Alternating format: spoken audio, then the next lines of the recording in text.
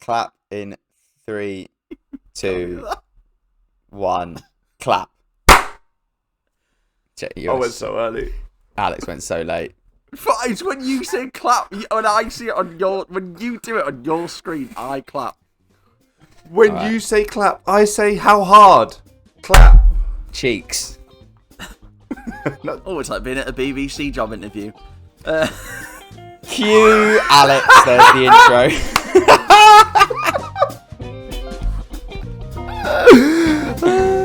Cue Alex. Only if you're under 12 talent. We're about to remake this podcast again, and as per usual, it won't be as good as the original. The jokes will be dated, and we've overpaid the original cast to be in it. Welcome to the Three Takes of Stupidity. It's the long-awaited sequels trilogy, and we're continuing with The Naked Gun. I'm joined by Chandler Monk, Hello. James Robbins III, I am kind of James Robbins II, funnily enough. and I'm Alex Clinton, and I don't care for James's edition. I understand you're all not actually here to listen to us. Weird Al Yankovic is on the next podcast in your queue. I did not realise how old he was. You, James. Oh shit, what do I do? You say this every week. I know. Because I always think I'm about to read the little plot blurb, and then I'm like, oh shit, no, we try to talk about each other's lives here, like we pretend to care. Everyone's favourite part of the podcast where we pretend to care about each other's lives. What have you guys been up to this week? I'll go first. So I have played a lot of paddle. My knee's getting better, so I'm back out on the paddle courts. Losing quite a lot, but still loving it. Paddle is always the winner. But more importantly, because obviously last week we did the original Happy Gilmore, this week I watched Happy Gilmore 2 on Netflix. Would you say that your knees are still weak Yes. and your arms are heavy? There you go. Is there vomit on your sweater already? Ugh. Take off that jumper. Happy Gilmore 2. It's definitely not as good as the original. But I think for the first hour it is really funny, and it sort of builds upon what the first one did, and it is really enjoyable to watch. And then there's a bit, I won't spoil it because obviously it's just come out, but there is a bit in the middle where literally all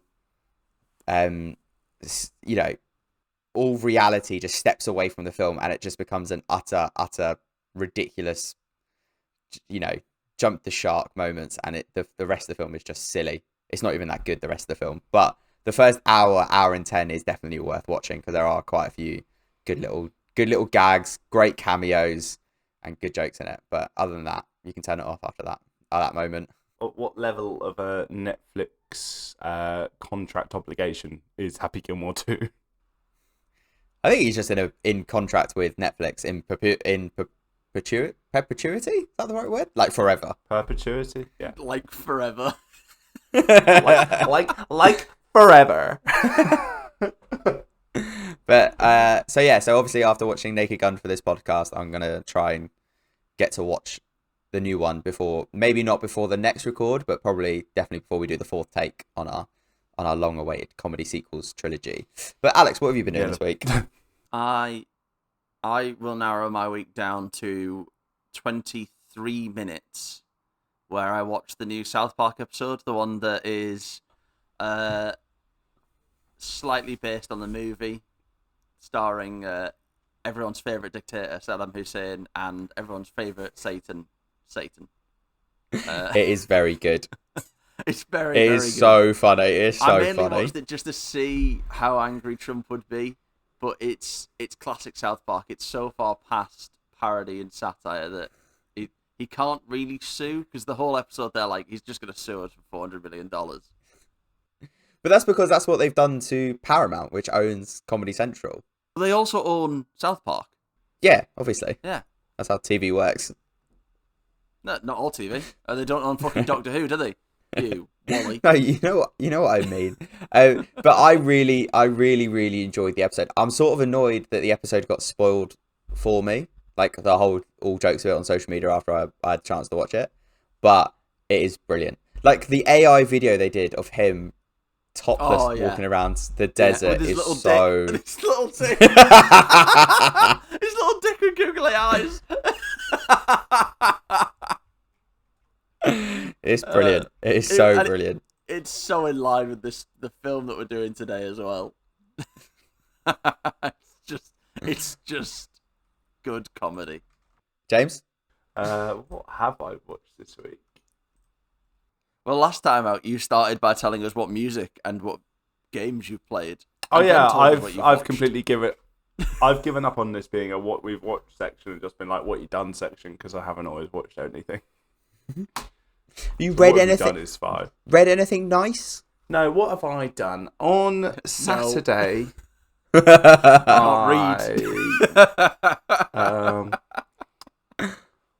On Saturday, I went on the orbital slide outside of the Olympic Stadium. That's cool. Giant thing. 13 years too late. You kept that to yourself. I thought it was gonna be really shit. I forgot about it. Is it free? No, it's a freaking cost a fortune. I didn't really want to go at first because of how much it cost. £5 is probably my limit. I'm probably not paying more than a £5. Yeah, it's 20 quid. Holy shit, to go on a slide! And it's 11 quid if you go again. Or something. Why does it cost you twice? Yeah. Fuck! Why would you get down to the bottom of it and be like, I have to? Is it one of those ones where you have to do it again? I would genuinely, I would go again. James would do it again because he is a child. At the bottom, he's again! Mate, I know you'd like a roller coaster. Yeah, roller coasters are fine. A big fucking slide that you're paying 20 quid to go on. My God. Don't throw stones in glass houses. Hang on. No, but roller coasters. No, but roller coasters, you pay an entry fee to the park, and then you just can go on as many rides as possible. So I don't have to pay again to go on the same roller coaster again. A friend of mine wanted to do it, and it is. I thought it was gonna be shite, but you go fast. Like you could easily smash your skull against the side of it on some of the corners. Yes, because that's what you pay 20 quid for. Concussion. Is this why people pay 11 quid when they go back up? Because they get sold it because they've got a severe head trauma. They're like, it's £11. They're like, it's £9 cheaper than the last time we went. I swear it was 20 quid. I'm going on it for the first time. You're not going on it for the first time. No, it is good fun. I'd actually say it's worth doing. It is overpriced. But it is quite cool. You can see out the slide, but that is completely pointless because you're going so fast you can't see anything. And East London is a shithole. Well, the Stratford Westfield is fine. Don't go on the Saturday like I bloody did. Ridiculous time to go to that place. Are you going to tell me there's a queue to go on this slide that's 20 quid a go? There was a small queue. Holy shit! What? Yeah. There were people feeding in to the schedule. Like when we were leaving, loads of people showed up. People going on it. And they say there's a cost of living crisis going on. It's a tourist attraction, isn't it? Maybe if you do like a tour of the Olympic Stadium, that's just included. Well, I think that day was quite busy because annoyingly didn't realise that it was Wings Fest and that was being held at the Olympic Stadium. And, why did we not go to this? Tickets were £35 if we wanted to get in that day. But you get beer, you get a load of free wings and beers, but then you still have to buy wings inside if you want more. I was thinking it was some sort of aeroplane festival. Okay, not for me. Chandler, what would you said something earlier off record that you normally would say in that situation, and I think now it actually does work. What? He loves chicken wings. Tism. Tism. We did watch Alex eat wings the other week, and it was he's just a little baby. He needs soft food. He's a little baby. In the same way that we don't use an abacus anymore, we have calculators now. That's what wings are. Wings are a fucking abacus. Why the fuck would you use it? You can just count them to 10. Let's times 1,000,000 by boobies.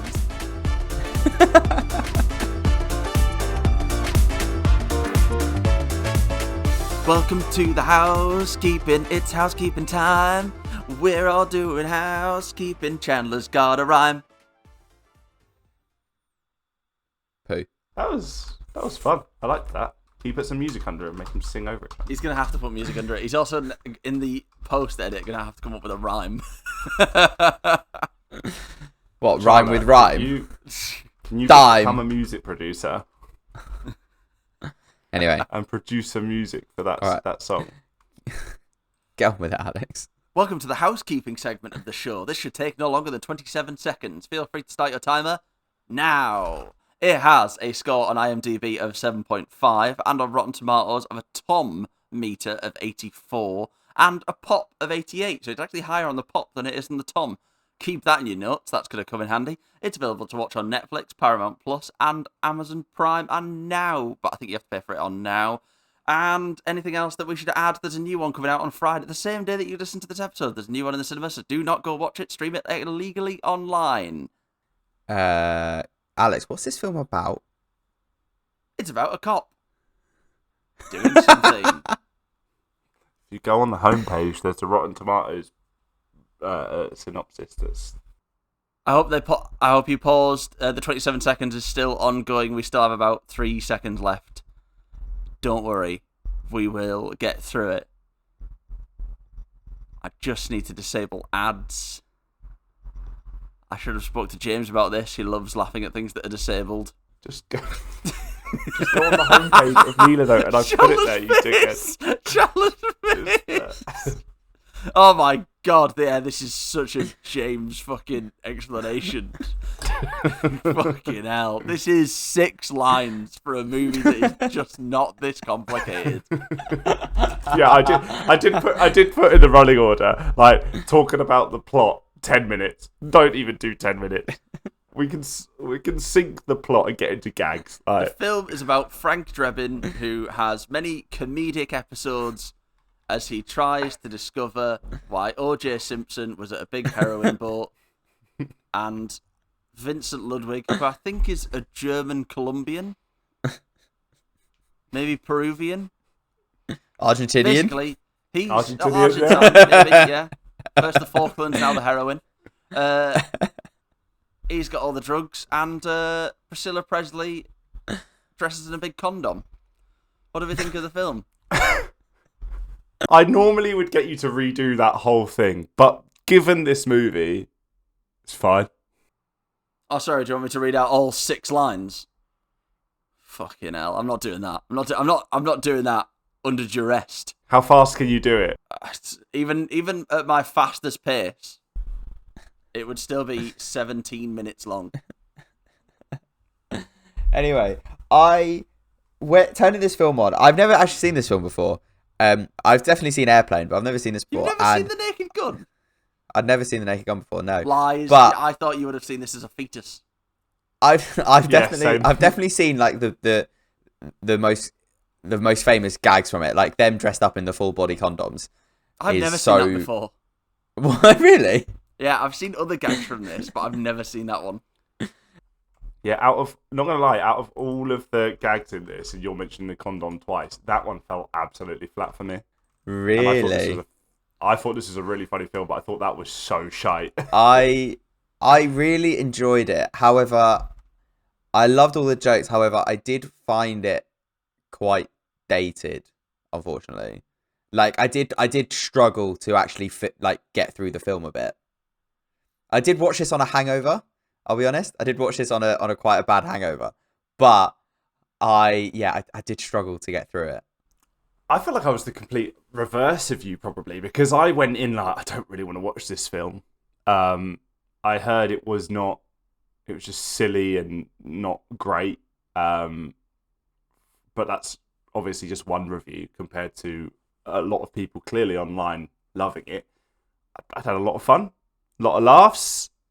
Silly and not great from the man who's made us watch 2 anime films. One which is very highly rated and one which isn't a film, but I'm glad I got you to watch it. That was funny. Wasted your time. He admits it. He admits it. And our listeners' time. If the listeners now have been such like committed Three Takes fans and they've listened to Digimon, There's a lot of Digimon fans out there. That is a huge franchise. There's a new game coming out, actually, a Digimon game that looks quite fun, which I might play, might not play. Don't know. It's not a game. Yeah, it's the three film's separate trash. games that they've all just put together. So it's Digimon, Pac-Man, and then the last one is just Pong. Anyway, Hey, James, that's a please lot of carry. great games. James, please carry on about the film. Yeah, I thought it was really funny. I was quite shocked. The story, Alex's entire plot reading explains it. It's not. Yeah, it's not. Let's just get the plot out of the way. Incompetent cop tasked to save the Queen from being assassinated, and he does it. Woo! Totally Spoilers. forgot about the Queen. Totally forgot about the Queen. Yeah, I forgot about the Queen as well, actually. And there's something going on with drugs at the same time. And OJ property Simpson gets and shot. property development. Yeah. And OJ Simpson gets his comeuppance. Comeuppance. This film came out, I think, 7 years before. Pre-comeuppance. He's covered in pre-cum. Can we just Pre-comeuppance. get OJ Simpson out the way very quickly? My How only dare note. you? How My dare only you? note. How My dare only- you? Will, my you only will note. silence That's your whole mouth. That is My that is only Alex's favourite actor. And again, we had about 4 pennies before this record. If you get rid of OJ Simpson now, we are missing out on millions. Because Alex a has hero mentioned him to so many millions. times. getting Alex's favourite actor, Orenthal James Simpson, out of the way. My only note I had on OJ Simpson, and this is genuinely what I wrote down, OJ Simpson is actually quite a good comedic actor. Irrespective of what he went on to do in life, and if he found the killer or not, It's not as good as his... he's quite a his- good comedic actor. The People Against O.J. Simpson, he's hilarious in that one. Oh, I can't get the glove on. Oh. I read an interview with a writer on this movie, and they asked about obviously OJ Simpson becoming a murderer, allegedly. Allegedly. No, he was proven. Like it's a career change. He's becoming a murderer now, I hear. Yes, he is. He's very successful at murdering. But they answered. The writer just goes, I sold my signed football jersey recently. Why would you sell it? Keep it. Wear it. Wear it. Just don't say that that's OJ's signature. Just be like, it's oh wait, no shit. It'll say Simpson on the back, won't it? Yeah, You it's- probably have to sell it. Yeah. No, it's bought Homer. it? OJ Simpson on the back, Homer Simpson. Who the fuck bought and it? he's fucking. I don't know. People buy Hitler memorabilia. I'm sure there's someone out there that's bought an OJ Simpson's. It was I think James. He was in the right somewhere. It was James. Ah, I bought it for Alex's birthday. I bought it. Fuck. All right, moving on from OJ. He is just a no, sorry. Like this, he is just a rag doll in this film. He is there to be beaten and abused. So to be honest, Ironic. it's the perfect film to watch post murderer alleged OJ. Alleged. If you want to see a man get repeatedly hurt, watch this. And he gets si- shot, and- suffocated, sat on, bent in half. Yeah. Sent over the stands of a baseball stadium. He gets, yeah. he Great gets time. 69'd by Leslie Nielsen at one point. To a lot of people, that's a great time. That's probably what pushed him over the edge. I have been So I can't. centimetres from another man's arsehole. He's like, I can't allegedly kill Leslie Nielsen, but I can. I can allegedly kill someone else, my family. Under the weight. Yeah, that one fell flat, James. Yeah, it did. As did apparently a lot of the jokes when they recorded this, and they just took them out. Really? Actually, no. That might have been the writers when they were trying to be comedic actors, but then they'd be like, we would do stuff and just fail. I get that because it's so layered. There's so many things happening that I think you have to watch this several times to actually you will get another joke every time. Even in the opening few scenes, it's so layered. There are a lot of like sight gags that you can easily miss when watching it the first time because you're just concentrating on what they're talking about. So I do agree with that. It's an absolute testament to slapstick comedic camera work, directing, and Leslie Nielsen is deadpan and brilliant throughout this. I mean, that we've covered the story very quickly. The story is irrelevant. The story is 100% irrelevant. Cop gets shot at. Cop assigned to find out who shot them.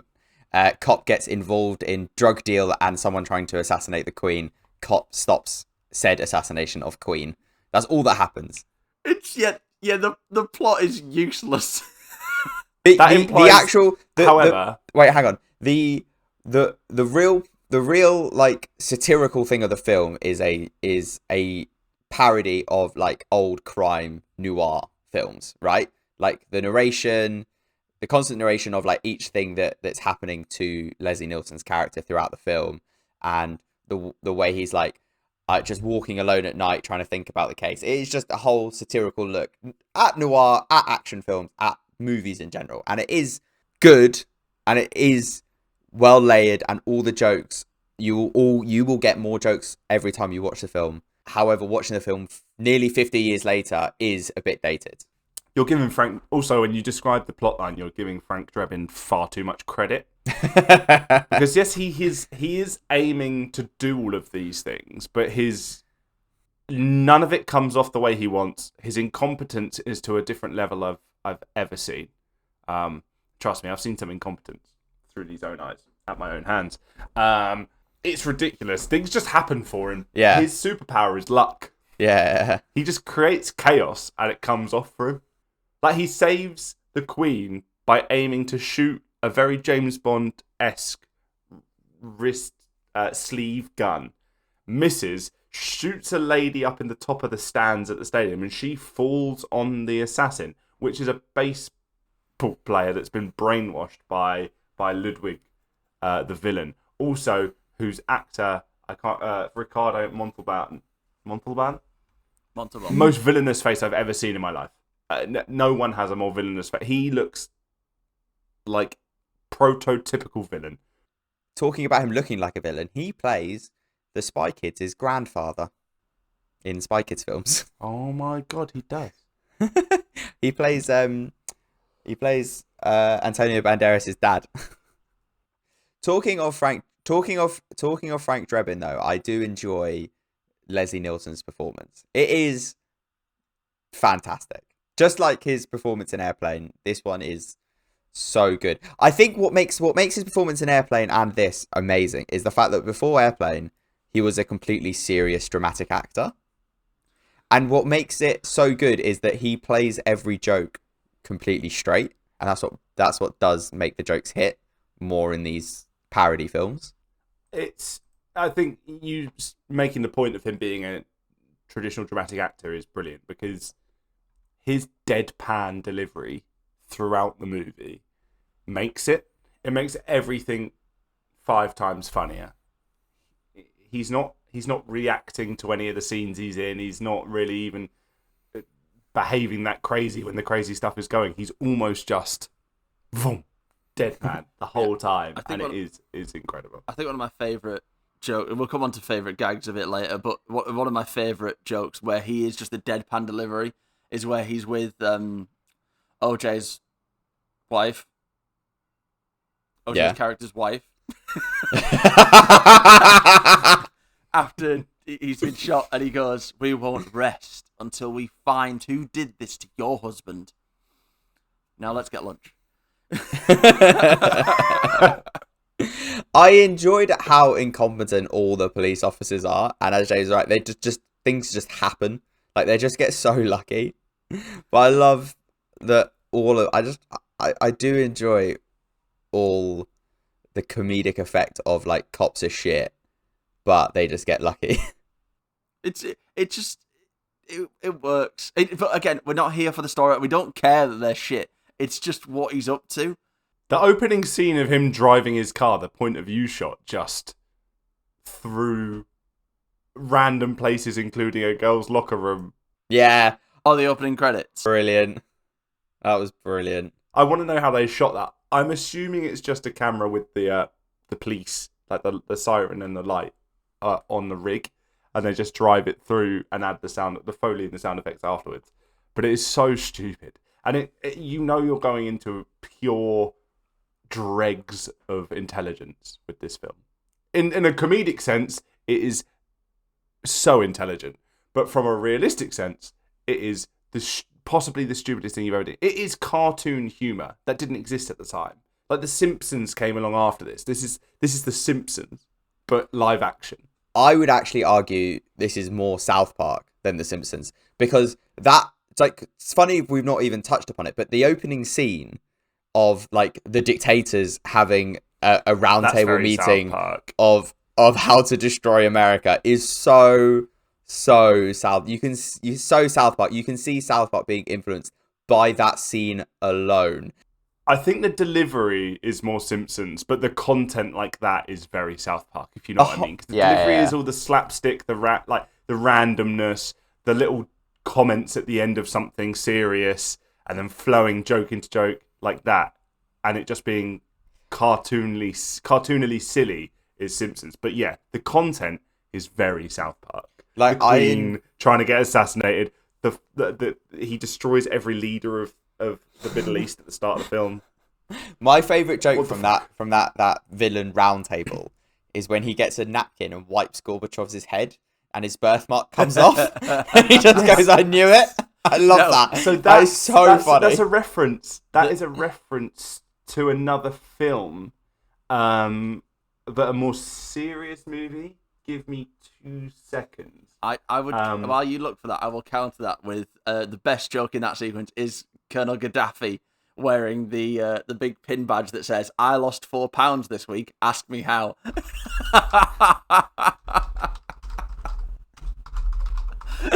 It is actually really good.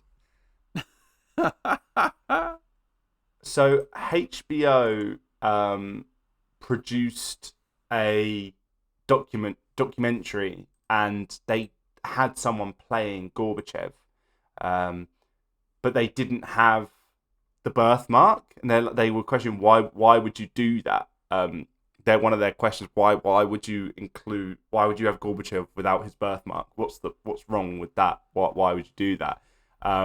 So they put it in and used that reference, that thing that came before, to have not just have the birthmark, but the wipe off joke. So that he's like the wipe off. The writer goes, yeah, the birthmark was a great thing for us.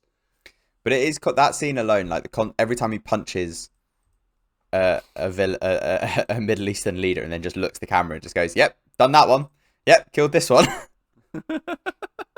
I like the little boxing round on the head. Like, it's just a cartoon. It is a cartoon in live action. You could imagine stars coming off their heads out like Looney Tunes. And it's before, as someone commented, before The Simpsons, animation was still very seen as just for children. I don't know specifically when Tom and Jerry and the Looney Tunes and stuff like that came out, but I'm assuming it's before 1988. The 30s and the 40s. Oh yeah, well yeah, a long time before. Then you've got something like The Simpsons that brings animation comedy to adults, but they are just clearly doing slapstick like this movie. It's very good. It's very clever. No matter how stupid it is, and you might say that's just stupid, it's clever. It's so well done. But I also the other thing that's also really well done that we've not really touched upon yet is his relationship with Priscilla Presley in the film. Like, I'm not gonna pretend to remember her character's name. Jane Spencer. But thank you. But from the moment she walks down the stairs and then falls down it, I think and their chemistry together between them, I think, is really, really good. Like, I think it's played to a sense of like they don't have chemistry, but they actually really do, and I think it is done really well, all their scenes together. I just think they're matching delivery very well, and they're taking the piss out of really. They're parodying noir films, but they're parodying the meeting between a lead and the person of interest in the movie, the love interest, with how they're delivering their lines in that kind of like sexy, sultry voice they're doing. But then there's just on the flip side, that's all happening at the same time as stupid fucking jokes. Like the joke of when they're in the apartment together and he goes, I'm going to get into something more comfortable, and then just comes out in a full suit again. Yeah. It's that dichotomy that makes this so good. It's just so serious. Everything's meant to be so serious. And I feel like in each scene they grow really well. It starts serious, and then the jokes start to eke their way in, and then it's just chaos by the end of a scene. And then you're back to the start, and it builds you again. It's really clever writing. That whole dating scene is brilliant, and the dinner scene, and it just leads to the joke of the full body condoms, which is just so iconic, as I mentioned before. Like, I genuinely think that's the most famous joke from the entire film. I didn't find that funny, but I found what came before it really funny. Brilliant. And then I was just like, what the fuck? But and she's just at his house, right? She's just at his house. Yeah. Cooking. In his shirt. Just his shirt. Which is a play on what films do all the time.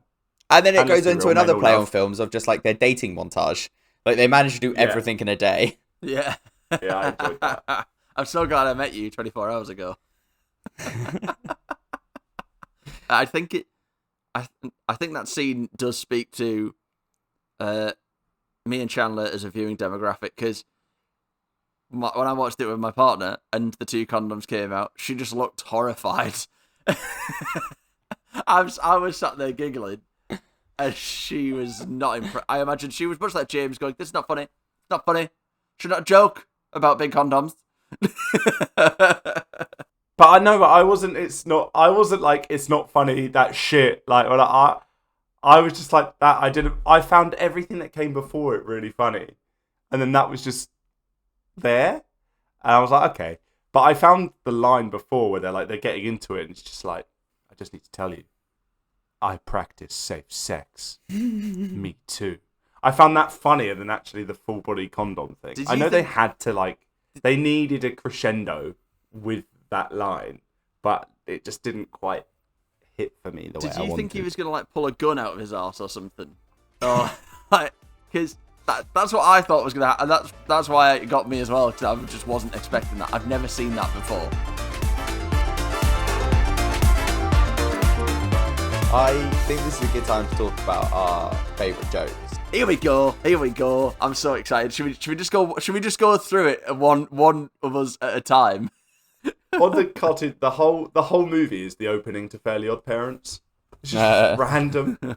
I'll go first. I'll go first with one of my favourite ones. One of my favourite ones is when he's commandeering a vehicle and it ends up being a learner driver. Yes. And that whole bit in the scene, like one of the bits in the scene that I found hilarious is when the learner driver has to reverse out to allow a truck to pass, and then the driving instructor teaches her how to flip someone off. Extend arm out, extend finger. Do you know who he is? That? The instructor? No, actually. Yeah, that is John Houseman, who is a legendary Hollywood producer. He's worked on things like Citizen Kane. Oh, really? Yeah, worked with Orwell. So that's cool. He's more than just a driving instructor. I really enjoyed when Drebin and Ludwig meet for the first time, and it's these simple ones that are really quick that got me most of the time. I was like, Cuban? No, Dutch Irish.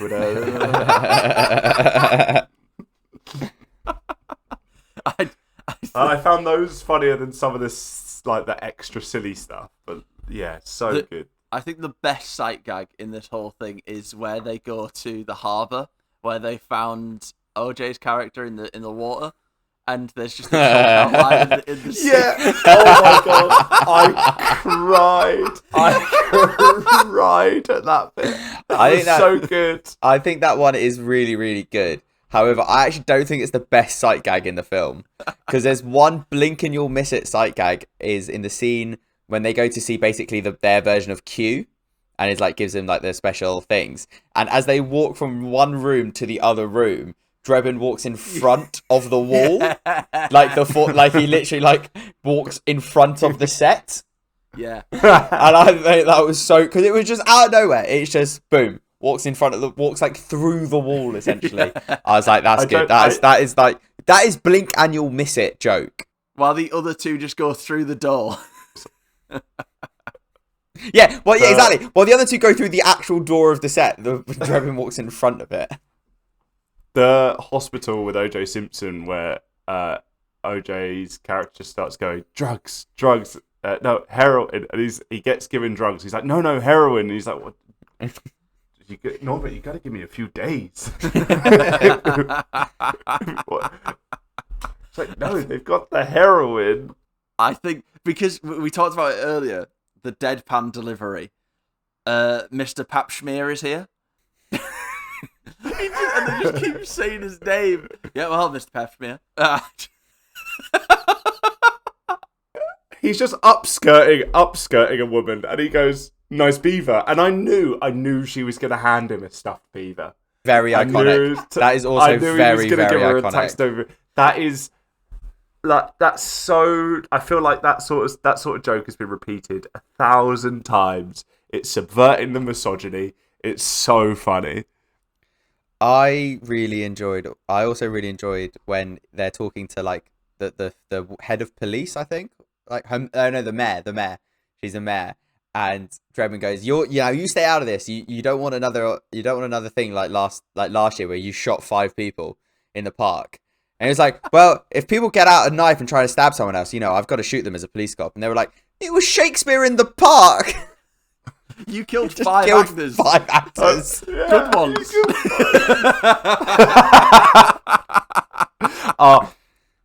Though one of the best jokes again, the money swapping. Yes. That Yes. is iconic. Scene, the bribing It's scene gonna is very cost you. good. It's gonna cost you. I need that information. It's gonna cost you. And then Drebin just ends up with all of his money straight back from the informant. It's so good, to the point where I was counting the money. I was like, has he got it all back now? One joke in that is you got change for a 20 and then he hands him the money and gives it back to him. Yeah.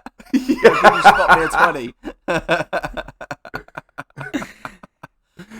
Talking of the money jokes, I think again a good sight gag is when he's trying to break into Vincent's office, and to pick the lock he gets a credit card out, but then it doesn't work, so he has like a keychain of credit cards to try and pick the lock. I thought that was really smart, really clever. It's so subtle, but it's so good. It's so well thought out. It's so well written. It's so well produced and acted. It's just brilliant. It's so good.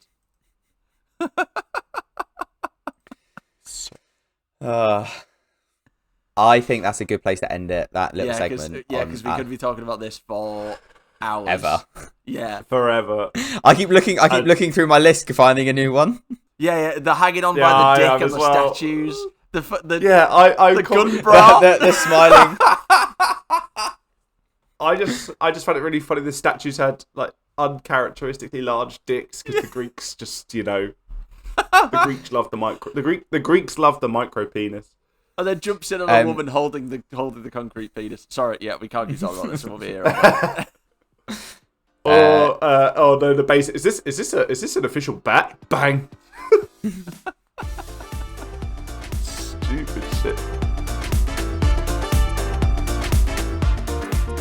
I wanted to talk about something we missed out on in the last record. Sorry, that's our ineptitude.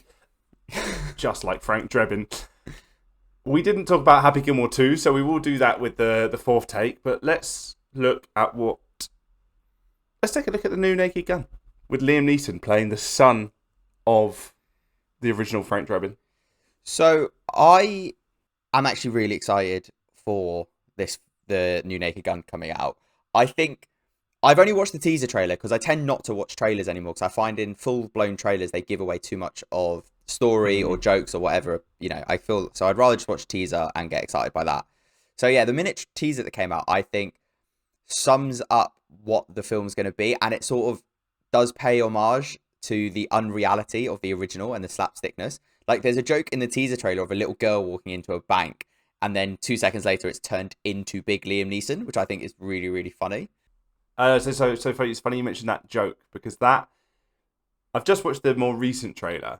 When I saw the teaser, and now I've watched the original, that joke really concerned me because the brilliance of the original is it's all practical. It's not necessarily realistic. Like the scene early in the film when he's bouncing around that room, like he burns his hand and then he smashes a window and then he's all of a sudden he's fallen on a wedding cake and then his foot's in a bear trap. Yeah, wildly unrealistic. But a bear trap being on the floor in a room is not unrealistic. It's like it's within reality, the possibility of reality. And when I saw the teaser and the main joke they're focusing on is him in a disguise, paying homage to the first scene of him in disguise when he beats up terrorists. It isn't there's no reality there. He can't actually disguise himself as a 7-year-old girl. I don't think that's funny. It's using modern CGI and things, but the brilliance of the old one is the camera work, the writing, the directing, the performance, and nothing else. No CGI or silliness. So I was worried, but having watched the most recent trailer, no, it looks like it's all slapstick delivery, good editing, and that because I was worried. Hopefully, it's more that and not many because it's him just dressing up like a 7-year-old girl is not funny. No, I agree, but I also think what the teaser gives you and what I think is going to be really good is the parallel between Leslie Nielsen being a very dramatic actor before Airplane and this, and Liam Neeson obviously being a very, very famous, Oscar winning, I think. Yeah. Oscar winning. And also actor. The film benefits from him being like from the Taken franchise. Yeah. And being really stoic and really like broody. So that's exactly what I mean. So in this is a really really good. So that's exactly what I mean because we've just gone on about how good the deadpan delivery is for all the jokes. So having Liam Neeson do it in this version, I think will also be really good. And I think it's proven how good Liam Neeson's like deadpan comedic chops are when you go and watch his little cameos in like Ted, like the little scene with the cereal. I think it's brilliant. Yeah. And the other thing I think that comes from this, I'm really excited about this film is, his partner in the film is being played by Paul Walter Hauser, who's in Cobra Kai, who is very, very good as Stingray in Cobra Kai. And also, it is written and directed by Akiva Schaffer, who is one of the members of Lonely Island.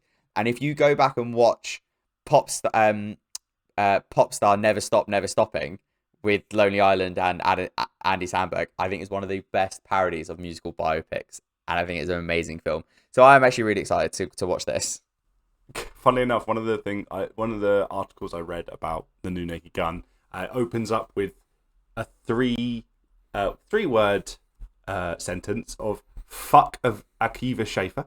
It's like, granted, I've never been a fan of Lonely Island. I didn't care for Popstar, but I could at least understand the appeal.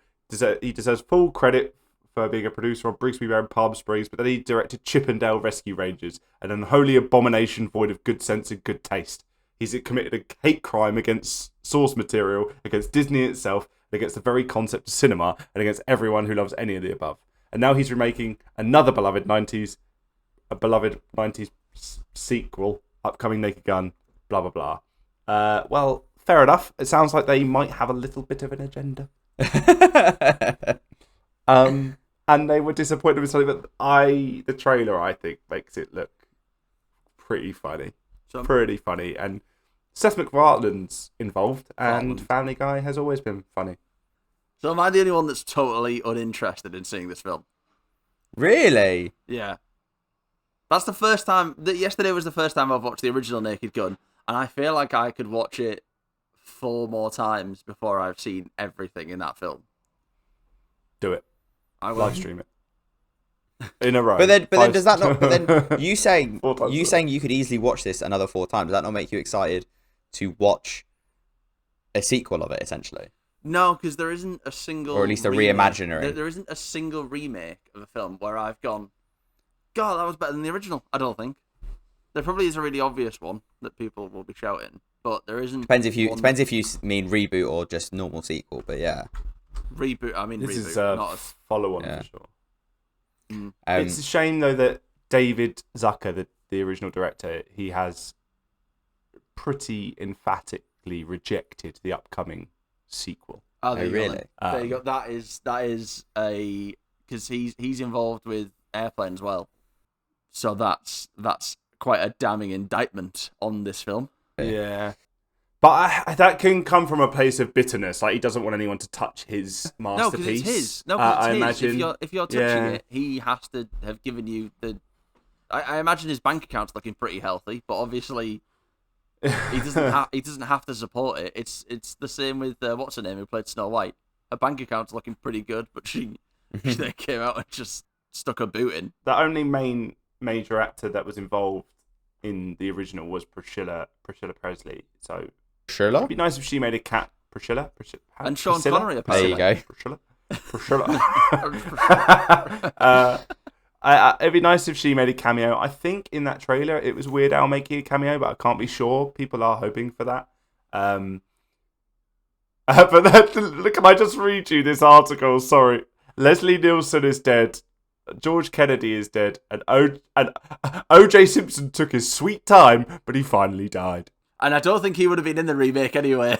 No, so talking of the remake, No, I there don't is a think so. great joke in the teaser trailer of, because obviously Liam Nielsen is playing Frank Drebin's son, and Paul Walter is playing the other cop's son. So there is a character in the film. There is the actor O.J. called Simpson's son. Moses Jones. Sorry, there is a little bit in the teaser trailer where they're all looking at pictures of the people they're supposed to be playing sons of, and they're like, "I'm really proud of you, Dad. I'm gonna do you proud," essentially. And then it cuts to Moses Jones, who's looking at a picture of O.J. Simpson, and then he just looks at the camera and just goes, "Come on, I'm not going to do that, am I?" But his character name, looking down IMDb, his character name is not Nordberg Jr. It features a big internet personality in Liza Koshy, who seems nice, but her comedy is really not funny. She's huge. She was a huge YouTuber. She's been in films. She's been in a Will Smith film, but her comedy is not for adults. I don't think. I just don't. I worry about her involvement in this. I hope her comedy doesn't take people out of it. Hopefully, she's been given a good script to follow. Or maybe she's only in it a little bit. But yeah, I have a slight concern about that. I think the one thing we've not mentioned about the new Naked Gun is it's got Pamela Anderson in it. So what's not to like? Aren't her and Liam Neeson like together now? Are they? I think that. Yeah, I think they've. It's like very much a nice story of finding love in your latter years. Has she been taken? I think she's been taken a number of times. Oh, James. Oh, James. No. You're a bad man. I wouldn't know. The online safety app means I can't research it. You are not a nice lady. She's a nice lady. It takes time, and I can't remember how we're sorting it this week. Is it a big bag of balls? No. No, that was last series. Oh, we're rolling a dice. Oh no, Ouija board. Oh no, Ouija board we're doing next series because the spirits have already been in touch and they want us to watch some quite morbid films. It's very sad, really. But in this occasion, I think we'll just let Chandler go first. And by spirits, he means our audience. Please give us suggestions. You're all dead. So I'll go first. So I think overall, I think this film is very good. I do think it's slightly hard to watch it now, 40 something plus years after the fact, because some of it is really dated. It also stars a murderer, but who is a very good comedic actor, unfortunately, in the film. All the jokes do hit. You can watch this film multiple times and get different jokes because there are blink and you'll miss it sort of sight gags. I think the film is very, very, very well acted across the board. Priscilla Presley, Leslie Nielsen, the bad guy who I can't pronounce his name, the guy who plays Vincent Ludwig. I think it's all acted very well. There's one scene we've not really touched on at all is the baseball scene at the end, which I think if you are a massive baseball fan, it does take the piss out of it, like very, very, like a lot. All the spitting, all the hand signals are very good. I did find that quite funny. But yeah, overall, a very good watch. And I think it is such an iconic film that it does need to be on everyone's sort of watch list at some point in their lives, because you can see where all the current parody, satirical films, cartoons have been influenced by this. So yeah, overall, very good. I'm very excited to watch the new film, The New Naked Gun, because I do think Akiva Schaffer when Lonely Island as a whole did do Pop Star Never Stop, Never Stopping. I thought that was amazing, and I love that film. And I think Liam Neeson is actually a really, really good comedic actor. Liam Neeson. What did I say? Nielsen. He was the original actor. Yeah. Liam Neeson is a very good comedic actor. So yeah, I'm very excited, and hopefully I can watch it in time for the fourth take. James, what's your overall take? Yeah, I went in with low expectations. It's no secret on this podcast that I've found this a useful exercise in watching older movies, because it's not something I've been good at doing in the past. That I've always found them. I've never really been gripped, and that's stupid. That's ridiculous, because we've watched a few old films now, and they have all been well worthwhile. So yeah, I went in with this low expectations. It's really funny. I found it funnier than I expected. I laughed at a lot. You'll find yourself being disappointed in yourself for laughing at a lot of the jokes, I think, because they're so silly. You should have seen some of them coming. And yeah, this is a clinic in slapstick comedy film writing, directing, camera work. It's really, really, really good. Everything drives home the jokes. And because of the time it's from, everything's practical. Everything's within... please don't take when I say within reality so literally. I mean, those things are physically possible. Would they ever happen? No. Highly likely they won't happen. But that's where, as I mentioned, my concern with the new Naked Gun coming out is, okay, will they lean into using some CGI or modern filming techniques that might detract from what it should be? And that is a classic comedy with incredible performances and direction. It just is what it is. I'll go to the cinema to see the new one, but I definitely will watch the new one. I very much enjoyed it. Not every joke is going to hit you. It's just not. The nature of a comedy is you can have a great classic comedy that only gets like 50% in a review, but it doesn't. That's just because it's so subjective. Some people will find it funny and some people won't. But this film is really highly regarded, and I completely understand why. And yeah, you should watch it. Alex? I think this is the ultimate comedy classic, I think, and one scene that encapsulates that is one that we haven't touched on really, but it's the one in the office where Frank is looking for evidence to put away Vincent Ludwig, Ricardo Montalban's character, and the writing is brilliant, the acting, the performance is brilliant. I think the producing to get the set to look right, to get all of the props that you need, to get the right people in on special effects, to get the whole thing just perfect is outstanding. The directing, the camera work, beautiful, beautiful. It's just that scene encapsulates all the work that has to go in to make this a brilliant film. And I think we have to just pay homage to the four people who brought it to us in the Zucker brothers, David and Jerry, Pat Proft, and Jim Abrahams. A phenomenal piece of cinema that doesn't need a remake. I'm not fussed about the remake. I'm very happy to keep watching this for the next 40 years. And then we can remake the other remake with, I don't know, who Austin Butler. He can play... Timothée Chalamet. It'd be Timothée Chalamet. Doing his best Bob Dylan voice, because now I think about it, Austin Butler probably will still be speaking like Elvis. He's probably the perfect man, actually. So yeah, not fussed about the remake. Very good film. Can't wait to watch it another 70,000 times. One thing quickly to say that we didn't touch on that's really important is it's such a successful film off the back of a failed 6-episode TV show called Police Squad. That, by the sounds of it, bombed and then became this excellent movie. Which I don't think that's happened very often. I can't think of one. Coronation Street, the film.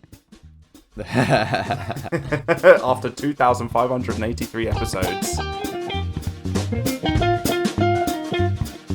That's it from us, and thank you to David Zucker, Jim Abrahams, Jerry Zucker, and Pat Proft. You have our praise, and now a very big bank account from the remake. Congratulations, gentlemen. And lady. Maybe Pat's a lady. Gentlemen. We'll stick with gentlemen, because it was in the 80s. Women couldn't achieve things like that in the 80s. Next up, we'll be watching... Right. Next up, we'll be watching... It's a very sad, sad world and a long walk to freedom for these women, and they're here with us now. Next up, we'll be watching the body-swapping classic Freaky Friday. That was someone's pick. Someone, please tell us why you picked this film, or have not picked this film, or why it was suggested by Jonathan in Swansea. This film has been picked, and I've taken it as my pick because we needed a third film that also was having a legacy sequel coming out. But even before that, and having then to rewatch it, I remember loving Freaky Friday. As a body swap genre. So I'm really excited to go back and rewatch it. And it's got early 2000s Lindsay Lohan in it. She's great. Ooh, before she fell off the rails, the best Lindsay Lohan. But props to her, she's back on the rails. Choo choo, motherfuckers. We'll see when we watch Freakier Friday. Yeah, does she still have them acting chops? Also, Jamie Lee Curtis is good. Bye! It's a goodbye from Chandler. Goodbye. It's a goodbye from James. Bye! And it's goodbye from me. Our public safety announcements this week go out to any fish owners. Please make sure you've covered up your tank and remove all sharp pens from the vicinity. And check on your baseball umpires. Their credentials may be fraudulent, or they might have just knocked someone out for their uniform. Goodbye. Please don't forget to rate and review the podcast on your platform of choice. It really helps us grow. Make sure to follow us on our socials and our individual Letterboxd accounts. The links can be found in the description or at www.hopwith2ps.bio/3takes or search for 3 Takes of Stupidity on most platforms. We're most active on TikTok, Instagram and YouTube. Please send us your film and trilogy suggestions to our Hop page on social media, or you can email us at 3takesofstupidity@gmail.com. Thank you and hope to have you back.